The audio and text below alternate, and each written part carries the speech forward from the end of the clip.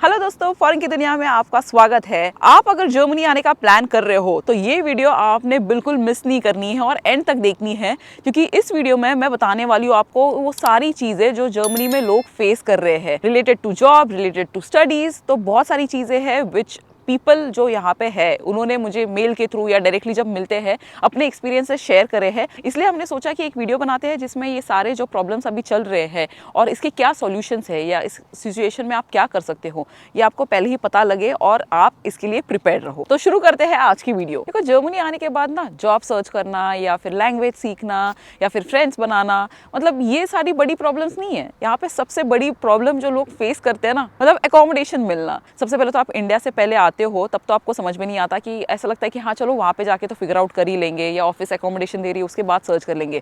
But reality ऐसी नहीं है। यहाँ पे बहुत लंबा टाइम लग जाता है, स्पेशली बड़ी सिटीज़ जैसे फ्रैंकफर्ट, बर्लिन, म्यूनिक, स्टुटगार्ट। कोई भी बड़ी सिटी में ना यहाँ पे इतनी ज़्यादा डिमांड है और ऑप्शंस बहुत कम है। तो उस चक्कर में ना आप कोई गारंटी नहीं ले सकते हो कि हाँ मुझे 1 महीने में घर मिलेगा या जाते ही 10-15 दिन में सॉर्ट होगा, अनटिल एंड अनलेस कि आपको कोई कॉन्टैक्ट है, आपको पता है कि हाँ ये घर वेकेंट होने वाला है और यहाँ पे मैं जाके रह सकता हूँ। But otherwise it's very much difficult. देखो, ये प्रॉब्लम है बट यहाँ पे बस प्रॉब्लम्स ही नहीं, हम इसका सॉल्यूशन क्या है वो भी मैं बताने वाली हूँ कि क्या कर सकते हैं इस सिचुएशन में। तो एज अ स्टूडेंट अगर आप आ रहे हो जर्मनी में तो सबसे पहले तो इंपॉर्टेंट आप यूनिवर्सिटी से चेक कर लो पहले कि क्या अकोमोडेशन ऑप्शंस है इनके। शेयर्ड फ्लैट में आप रह सकते हो, वेगे में रह सकते हो। तो ये सारी चीज़ें ना जैसे ही आप स्टूडेंट वीज़ा अप्लाई करो तब से ही स्टार्ट करो सर्च करना। आपके जो सीनियर्स है, जो आपको पता लग जाता है कि इस यूनिवर्सिटी से पास आउट है, आप ऑलरेडी उनके साथ चेक करो so that you already know कि जाने के बाद आपको जर्मनी आने के बाद कहाँ पे रहने वाले हो आप। एंड आप अगर फैमिलीज़ के साथ मूव हो रहे हो तो चलो कुछ लोगों की कंपनी जो है वो तो अकोमोडेशन इनिशियली दे देती है, तो 1 महीने का या 2 महीने का कुछ लोगों के साथ अकोमोडेशन सॉर्ट हो जाता है जो कंपनीज़ के थ्रू आते हैं। बट जो कंपनीज़ के थ्रू नहीं आते हैं और जो डायरेक्टली मूव होने वाले यहाँ पे और खुद अकोमोडेशन सर्च करना है, उनके लिए आई वुड से कि यहाँ पे जो बेस्ट वे है अकोमोडेशन ढूंढना, that is by checking on the website जो इमोबिलियन स्काउट, जो मैंने एक वीडियो भी बनाई है जिसमें पूरा प्रोसेस मैंने मेंशन किया है, कौन सी वेबसाइट्स है, कौन से पोर्टल्स है, कौन से फेसबुक ग्रुप्स है, वहाँ पे आप ऑलरेडी अकोमोडेशन सर्च कर सकते हो। But whether it be students या एनीवन, एक चीज़ जो बहुत आपने अलर्ट रहनी है and that is to be aware about the scams which are on going related to accommodation. ये एक बहुत बड़ा मार्केट है यहाँ पे जर्मनी में, जो अकोमोडेशन स्कैम होती है इतनी सारी। होता क्या है, आप ना वेबसाइट पे देखते हो कि अरे बढ़िया घर दिख रहा है, फोटोज़ भी अच्छी है, एकदम कम रेंट भी है और इतना जल्दी मुझे मिलने भी वाला है घर, तो बड़ी एक्साइटमेंट होती है और आप बात करना शुरू करते हो तो सामने वाला बंदा आपको सारी डिटेल्स भी दे देगा। ये सारी चीज़ें हैं, तो कैसे चेक करना है कि वो स्कैम है या रियल में वो रेंट में आपको घर मिलने वाला है? That is by directly messaging that person कि हम ये जो भी घर है आप हमें टाइम स्लॉट दे दो, मैं इंटरेस्टेड हूँ, we would like to visit. आप बोल दो कि कोई फ्रेंड आ रहा है, कुछ आ रहा है, ऐसे करके आपने बताना है कि हम ये घर देखना चाहते हैं। इससे पता चलेगा कि अगर वो रिस्पॉन्ड करता है कि हाँ ठीक है, I can give you a slot जिसमें आप विजिट कर सकते हो, तब तो चलो ठीक है, you can consider kids genuine.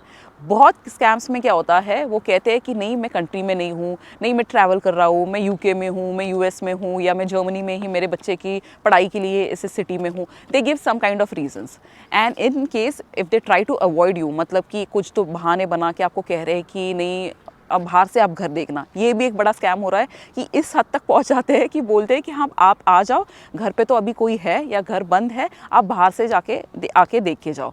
उस चक्कर में फिर बाद में स्टूडेंट्स को पता लगा है कि when they try to move there on that date, वहाँ पे ऑलरेडी कोई रह रहा है या फिर वहाँ पे वो जो है it's not suppose to be on rent, और इस चक्कर में स्टूडेंट्स को समझ में नहीं आता फिर कहाँ पे रहे। ऐसी सिचुएशंस बहुत सारे किस्से हैं ऐसे, स्पेशली मैं बताऊंगी कि क्या ऐसे स्कैम्स हुए हैं एक अलग से वीडियो में।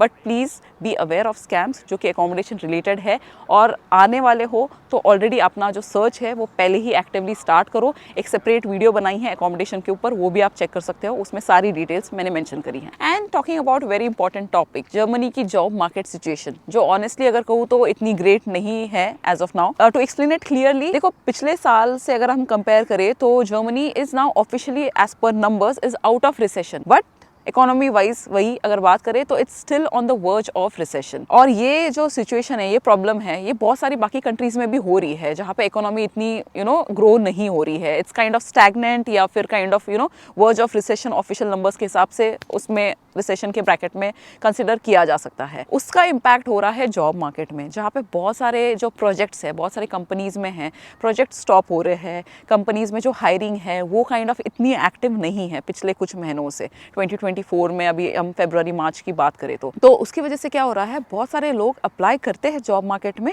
बट इतनी डिमांड नहीं है। और ये ज़्यादा प्रॉब्लम हो रहा है फ्रेशर्स को, जो यहाँ पे जर्मनी में एजुकेशन के बाद जॉब मार्केट में जॉब सर्च कर रहे हैं।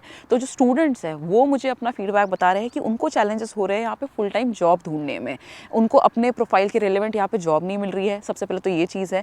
और अगर जॉब ओपनिंग निकलती भी है किसी फ्रेशर प्रोफाइल के लिए, तो वहाँ पे जो एक्सपीरियंस कैंडिडेट्स भी हैं वो भी उसके लिए अप्लाई कर रहे हैं, क्योंकि उनको रिलेवेंट उस एक्सपीरियंस की जॉब नहीं मिल रही है। तो द थिंग इज कि whatever job is there in the market, उसको हर कोई अप्लाई कर रहा है, क्योंकि सिचुएशन ही ऐसी है कि कहीं ना कहीं भी अगर जॉब मिल रही है तो लेट्स स्टार्ट विद इट। तो उस चक्कर में कंपटीशन बहुत ज़्यादा है अभी जॉब मार्केट में, क्योंकि इतनी ज़्यादा ओपनिंग्स मिल ही नहीं रही है। इनफैक्ट जो न्यू स्टूडेंट्स भी है जो फुल टाइम जॉब कर रहे हैं, उन्होंने अपने एक्सपीरियंसेस बताए हैं। जो जर्मनी मूव होते हैं इंडिया से, वो भी जो प्रोबेशन टाइमिंग में पिछले कुछ महीनों में ना दे वर आस्क्ड टू लीव। जो नीड स्किल्स है, जो इन डिमांड है, देखो वहाँ पे कंपैरेटिवली ऐसा प्रॉब्लम नहीं है। तो ये नहीं कह सकते कि ये प्रॉब्लम हर किसी को फेस करनी होगी या हर किसी के लिए है। देखो जिसका एक्सपीरियंस ज़्यादा है, जो ऑलरेडी एक ऐसे स्किल में है, ऐसे स्किल जानता है या ऐसे प्रोफाइल में है जो कि जर्मनी में इन डिमांड है, तब तो आपके पास you are on the safer side. तो आप अगर जर्मनी में हो तो इस सिचुएशन में आप क्या कर सकते हो? सबसे पहले तो जो आपका प्रोफाइल है उसमें आपको कोई जो एक्स्ट्रा स्किल्स है वो आपको बढ़ानी होगी। ऐसा नहीं कि 10 लोग एक CV भेज रहे हैं एक जॉब प्रोफाइल के लिए और आपके अगर CV में कोई एक्स्ट्रा स्किल्स नहीं होगी, कोई सर्टिफिकेशन नहीं होगी, तो it would not stand out, right? तो यू हैव टू थिंक कि आप कैसे आपका CV ऐसा बिल्ड करें, आपकी स्किल्स ऐसे प्रोफाइल बिल्ड करें जिससे आपको चांसेस ज़्यादा मिल सके और आपको वो अपॉर्चुनिटी मिल सके। Second, to be very upfront, let's talk about the main challenge which people are facing here also in terms of job market या overall जर्मनी में, and that is German language।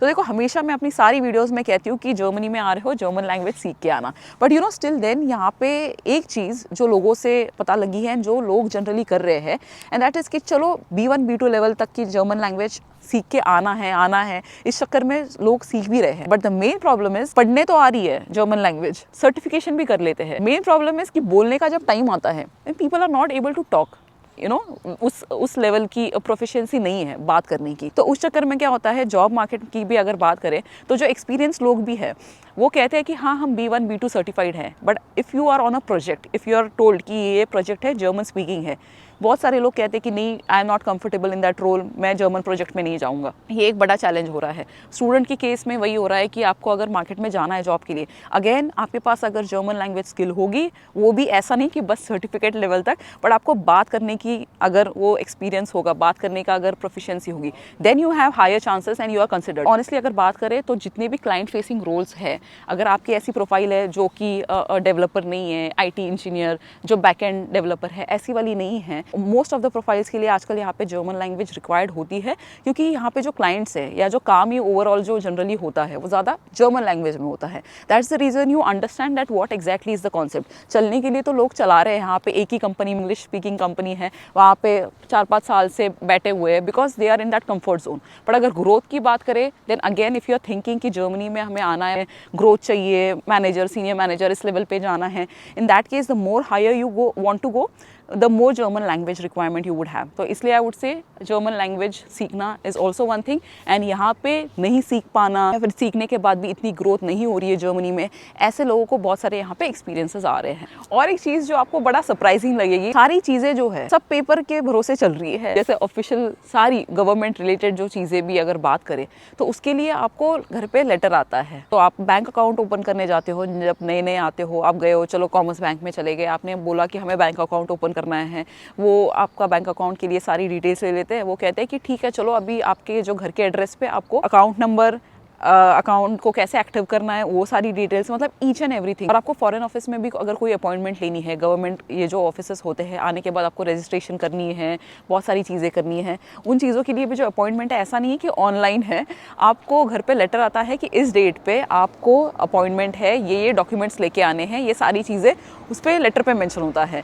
तो दिस इज़ वन थिंग, इसके लिए आपको हमेशा alert रहना पड़ेगा कि आप जहाँ पे भी रह रहे हो उस घर के नीचे पोस्ट बॉक्स में हमेशा चेक करना होगा। और ये काइंड ऑफ एक हैबिट बन जाती है, रोज़ सुबह चेक करो कोई लेटर आया क्या, दोपहर में चेक करो, in case if you are going out of the house, कि हमेशा आपको चेक करते रहना पड़ेगा, क्योंकि सारी इंपॉर्टेंट कम्युनिकेशन जो है वो अभी तक यहाँ पे पेपर वर्क के थ्रू होती है। और दूसरा एक झंझट होता है कि जो इतने सालों के जो आपके पेपर्स होते हैं, सारे काम के रिलेटेड, वो आपको हर चीज़ों के लिए मतलब इन चीज़ों के लिए ना फाइल बना के रखनी पड़ती है कि ये है गवर्नमेंट रिलेटेड, ये है बैंक रिलेटेड।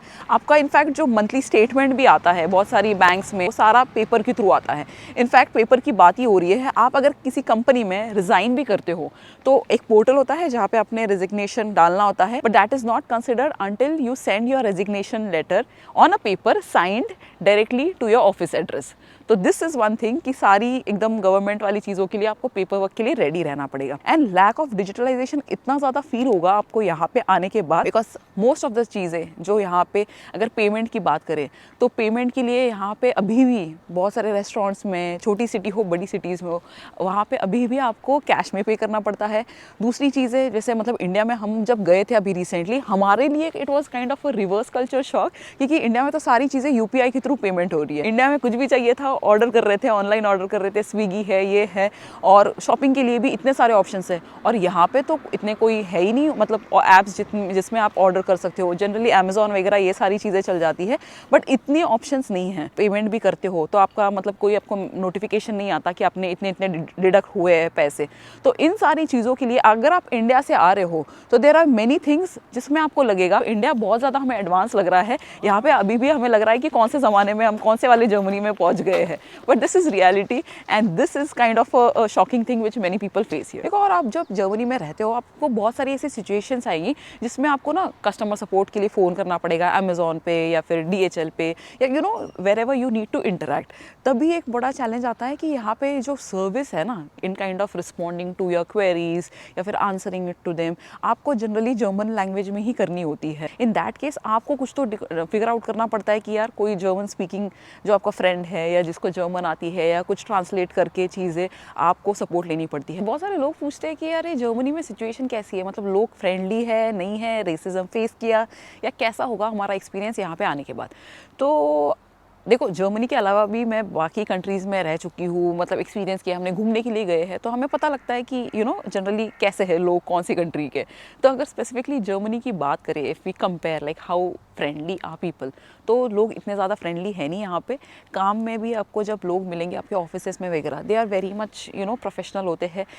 जनरली वो इतने फ्रेंडली होते नहीं हैं, इसलिए कहते हैं कि जर्मन फ्रेंड्स बनाना मुश्किल है, क्योंकि उनका एक वो रहता है, मतलब प्रोफेशनली तो they would be very friendly with you. Restaurant में भी जाओ, जिस तरीके से वो बात करते हैं, मतलब इतना मतलब फ्रेंडली नहीं है। आपको ग्रीट कैसे करते हैं ऐसा नहीं है, आके आपके पास मेन्यू देते, पूछते क्या खाओगे पियोगे, मतलब कुछ भी ऐसे फ्रेंडली तरीका, आपको वो वार्म फील नहीं होगी जैसे अपने यहाँ पे होता है ना। रेस्टोरेंट्स में भी जाओ या फिर आप बाकी कंट्रीज़ में देखो, इटली, स्पेन या बाकी कंट्रीज़ के साथ कंपेयर करोगे तो आपको लगेगा कि ये थोड़ा सा ना मतलब एकदम कोल्ड काइंड ऑफ फीलिंग आएगी। जनरली भी इतना खुलते नहीं है। But in terms of if we talk about people जो यूनिवर्सिटी में पढ़ते हैं, जैसे स्टूडेंट्स के टर्म्स में अगर बात करें, तो जो स्टूडेंट्स पढ़ते हैं यूनिवर्सिटीज़ में, जर्मन भी है, बाकी कंट्रीज़ के हैं, वो बहुत ही आउटगोइंग होते हैं, पार्टी करने वाले। वैसे इनका ना दो साइड देखा है, जब बियर पीते हैं, मौसम अच्छा होता है ना, तब ये बड़े मज़ेदार माहौल में होते हैं, बड़े एकदम खुशमिजाज होते हैं। तो उस टाइमिंग में आपके साथ गप्पे मारेंगे, बातें करेंगे। इनफैक्ट यूनिवर्सिटीज़ में जो स्टूडेंट्स हैं वो भी यहाँ पे बहुत फ्रेंडली होते हैं, स्टूडेंट ट्रिप्स पे जाते हैं। जैसे मेरे भाई भी, he has many German friends जो मतलब उसी के एज के हैं। तो ये काइंड ऑफ देखा है कि जो फैमिलीज़ या जो बुजुर्ग है वो इतना ओपन अप होने में थोड़ा सा kind of take a step back, but otherwise जो यंग जनरेशन है जो कॉलेज में, स्कूल्स में पढ़ती है, they are very much you know friendly, और वो एक एक्सपीरियंस है। और डे टू डे लाइफ की अगर बात करें तो बहुत सारी चीज़ें तो ऐसी है जो आपको खुद ही करनी पड़ेगी। आपको ना ही कोई करके देगा और कोई ऑप्शन भी नहीं है, आपके पास खुद ही करना पड़ेगा। जैसे कि घर की आपकी सफाई, खाना बनाना, स्टूडेंट हो तो पढ़ाई करना, पार्ट टाइम जॉब करना, तो ये सारी चीज़ें है यहाँ पे। ये काइंड ऑफ स्ट्रगल है स्टूडेंट्स के लिए, तो बहुत ही और ज़्यादा है, क्योंकि आप यू नो कम एज में यहाँ पे मूव होते हो, पढ़ाई करनी है, पार्ट टाइम जॉब करनी है, खाना बनाना, ये सारी चीज़ें टाइम मैनेज करके ये करनी पड़ती है। हमारे केस में भी अगर बात करें तो 9 to 6 आपका ऑफिस होता है, उसके बाद घर के काम, कुकिंग, शॉपिंग, जो भी आपका, अगर आप फर्नीचर लेते हो, कोई भी सामान लेते हो, खुद ही वीकेंड पे वो जॉइन करके सोफ़ा बन रहा है, कबर्ड बन रहा है। तो ऐसे हमारा यू नो टाइम यहाँ पे निकलता है, क्योंकि सारे काम खुद ही करने पड़ रहे हैं। तो इन चीज़ों के लिए प्रिपेयर होना बहुत ज़रूरी है। ये स्पेसिफिकली जर्मनी के लिए नहीं है, ये आप कहीं पे भी इंडिया से बाहर मूव होते हो तो आपको, यू आर ऑल अलोन, तो you have to make your life by yourself. कोई आने नहीं वाला करने के लिए। ज़्यादा से ज़्यादा लोग आपको यू नो बात करके सपोर्ट करेंगे। आप कहीं घर शिफ्ट कर रहे हो तो दोस्त आएंगे, हेल्प करेंगे आपका सामान वामान शिफ्ट करने के लिए, ऐसा आपको मिलेगा। आपको ज़रूरी ये भी है कि you know make friends and you mentally be in that situation कि आपको थोड़ा सा लगे कि हाँ यहाँ पे है आसपास लोग। तो किसी भी जगह पे जाओ कोई ना कोई प्रॉब्लम तो आपको लगेगी, बट ये प्रॉब्लम जो है बेसिकली ऐसा नहीं है कि इसकी वजह से हम रह ही नहीं सकते वहाँ पे या कैसे मैनेज होगा, पॉसिबल ही नहीं है इस जगह पे रहना, ऐसी वाली इतनी मेजर प्रॉब्लम्स नहीं है। बेसिकली इस वीडियो बनाने के पीछे भी यही मोटिव था कि आपको बताए कि ये ऐसी सिचुएशन है, आपने ध्यान देना है सॉल्यूशंस के ऊपर। प्रॉब्लम्स तो आपको पता है, बट इस पर क्या कर सकते हैं वो आपने सोचना है और कैसे डील करना है और इसमें से निकलना है। That is more important than focusing कि हाय यहाँ पे तो ऐसी चीज़ें हैं, कैसे होगा, जर्मन लैंग्वेज कैसे सीखेंगे, कैसे जॉब मिलेगी। तो इतना दूर वाला सोचना और ये मैनेजेबल नहीं है, ऐसी चीज़ें नहीं है। इसलिए हमने बताया है कि it's up to you how you would like to make your life. आप कहाँ पे देखते हो, आपका फ्यूचर प्लान क्या है, उसके हिसाब से आप सोच सकते हो कि कौन सी कंट्री मेरे लिए अच्छी है, ये चीज़ें मैं कैसे डील करूँ, और इस हिसाब से you can definitely face this situation. तो आपको अगर ये वीडियो अच्छी लगी है और आपको लगता है कि ये हेल्पफुल है इन्फॉर्मेशन, तो ज़रूर लाइक करना। इट ऑल्सो मोटिवेट्स अस। हम और भी इंटरेस्टिंग वीडियोज़ आपके लिए हर हफ्ते डेफिनेटली लेके आने वाले हैं। Now that we are back to the routine, you will see many more interesting videos about Germany, about Europe, about life in Germany as well. So stay tuned for upcoming video. Subscribe नहीं किया है तो subscribe भी करना, and let's see each other in our next video. Until then, auf Wiedersehen।